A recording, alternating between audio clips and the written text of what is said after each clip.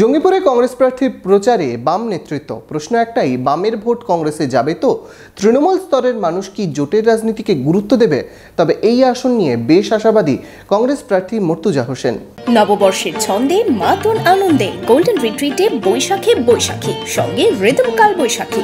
Golden retreat Baharampur শহরে 4 star deluxe premium hotel with luxury and comfort. সুতিতে বাম কংগ্রেস নেতাকর্মীদের সাথে নিয়ে প্রচারে কংগ্রেস প্রার্থী মর্তুজা হোসেন। এবার লোকসভা ভোটে আসন সমঝোতা করে লড়াই করছে বাম কংগ্রেস। জঙ্গিপুর ও বহরমপুর লোকসভায় লড়াই করছে কংগ্রেস এবং মুর্শিদাবাদ আসনে লড়াই করছে সিপিএম। সব লোকসভা আসনেই দেখা যাচ্ছে প্রচারে একই সাথে বাম কংগ্রেস নেতৃত্বকে।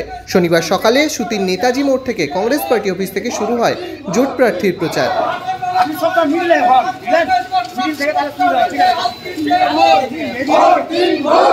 মিছিল করে ঔরঙ্গাবাদ বাজার, হক সাহেবের মোড় সহ বিভিন্ন এলাকায় প্রচারে অংশ নেন কংগ্রেস প্রার্থী। বামেরা সবসময় আমাদের সাথে পশ্চিমবাংলায় যে জোট হয়েছে সে জোট শুধু মুর্শিদাবাদ নয়, সব জায়গাতে কাঁধে কাঁধ মিলিয়ে কংগ্রেস বাম একসঙ্গে লড়াই করছে।